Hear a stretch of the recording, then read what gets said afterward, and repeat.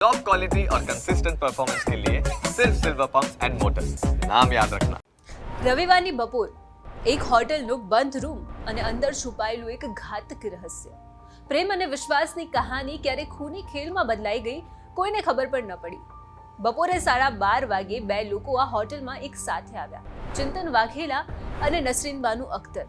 5 કલાક માટે તેમણે એક રૂમ ભાડે રાખ્યો. પણ સવાલ ત્યાં ઊભો થયો હતો કે આખરે 5 કલાક પછી થયું શું?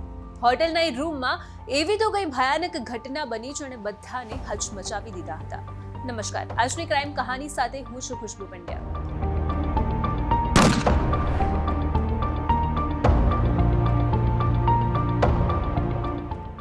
લગભગ બપોરના 2:30 વાગી રહ્યા હતા અને તે સમયે ચિંતન રૂમની બહાર એકલો નીકળ્યો. તેના ચહેરા પર અજીબ પ્રકારના હાવભાવ દેખાઈ રહ્યા હતા. તેને જોઈને લાગી રહ્યું હતું કે જાણે તે કોઈ ગુનો કરીને ભાગી રહ્યો હતો. પણ આખરે થયું શું તે જાણવા માટે આપણે થોડા સમય પહેલા શું થયું તેના પર નજર કરીએ. આ ઘટના છે અમદાવાદની તંદુર પેલેસ હોટલની. બપોરના 12:30 વાગે ચિંતન વાઘેલા અને નસરીન બાનુ અખ્તર આ હોટલમાં દાખલ થયા. તેમણે 5 કલાક માટે એક રૂમ બુક કરાવ્યો હતો, પણ કોણ જાણતું હતું કે આ 5 કલાક નસરીન બાનુની જિંદગીના છેલ્લા 5 કલાક હશે. તેઓ બંને વચ્ચે વાતચીત થઈ, તેમને અંગત પળો પણ માણી. પણ તે બાદ નસરીન બાનુ દ્વારા એવા શબ્દો બોલવામાં આવ્યા કે જેનું પરિણામ ખૂબ જ ગંભીર આવ્યું. નસરીન બાનુએ ચિંતનને કહ્યું કે મને 50,000 રૂપિયા પરત જોઈએ છે, જે મેં તને આપ્યા હતા. ચિંતને કહ્યું પણ ખરા કે અત્યારે મારી પાસે નથી, તું મને 2 મહિનાનો સમય તો આપ, હું તને પૈસા તારા પાછા આપી દઈશ. પણ આ જ પૈસાની બાબતે બંને વચ્ચે બોલાચાલી વધી ગઈ અને તે બાદ 2:30 વાગ્યાની આસપાસ ચિંતન જમવાનું લેવાના બહાને રૂમમાંથી ચાલ્યો ગયો.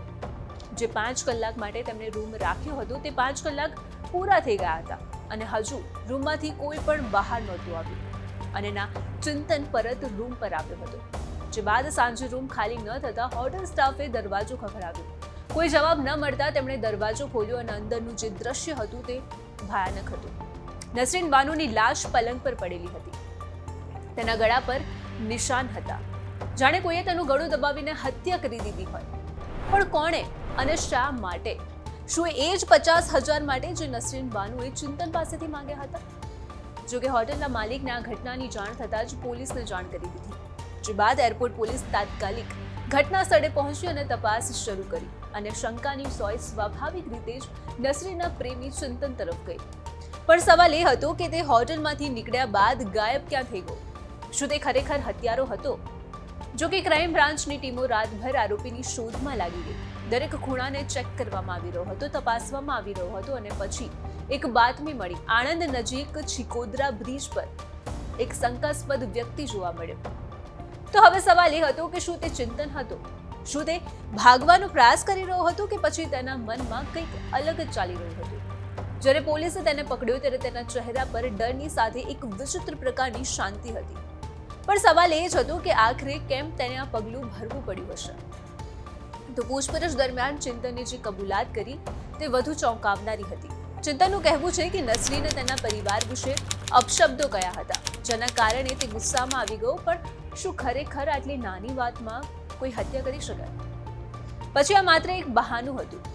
તો તેના માટે આપણે નસરીન અને ચિંતનના રિલેશન વિશે જાણવું જ પડશે. તો નસરીન એક યુવાન છોકરી જે પોતાના સપનાઓ લઈને આ શહેરમાં આવી હતી.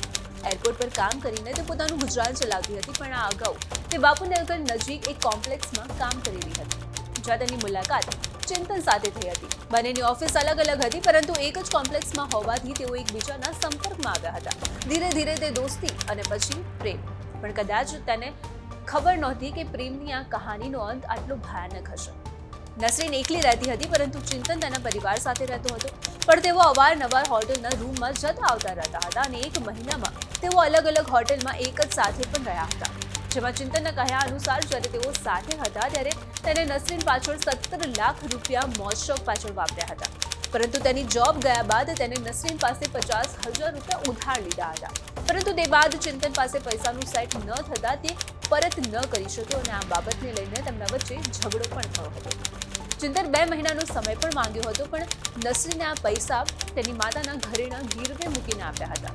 તેથી તે વારંવાર ચિંતનને કહેતી રહેતી હતી અને તે બાદ તેમણે એરપોર્ટ પાસે આવેલી તંદુર હોટલમાં મળવાનું નક્કી કર્યું હતું. અને અહીંયા પણ તેમની વચ્ચે આ જ બાબતને લઈને ઝઘડો પણ થયો હતો અને તે બાદ જે થયું તે તો મેં તમને કહી જ દીધું. પણ આ હત્યા કર્યા બાદ ચિંતન ડરી ગયો હતો અને ત્યાંથી તે એરપોર્ટથી નીકળીને કાલુપુર ગયો અને ત્યાંથી નડિયાદ અને પછી આણંદના ચિખોતરા બ્રિજ પાસે તે આત્મહત્યા કરવા જવાનો જ હતો તે પહેલા જ પોલીસે તેને ઝડપી પાડ્યો હતો અને પછી આ તમામ હકીકત બહાર આવી. અને એટલે જ પ્રેમ ક્યારે ગુનામાં બદલાઈ જાય છે તે કહેવું ખરેખર મુશ્કેલ છે. આ કહાની પૈસા, પ્રેમ અને ગુસ્સાના એક એવા ભયાનક પરિણામને ઉજાગર કરે છે જેને 2 જિંદગીને ખતમ કરી દીધી. તો હાલ ક્રાઇમ બ્રાન્ચે ચિંતનને એરપોર્ટ પોલીસને સોંપી દીધો છે અને વધુ તપાસ ચાલુ છે. આ કેસમાં નવા ખુલાસાઓ ક્યારે સામે આવશે અને શું ચિંતનને તેના ગુનાની સજા મળશે કે નહીં તે જોવાનું રહ્યું. તો અત્યારે ક્રાઇમ કહાનીમાં બસ આટલું જ. આપણે ફરી મળીશું એક નવી કહાની સાથે. નમસ્કાર.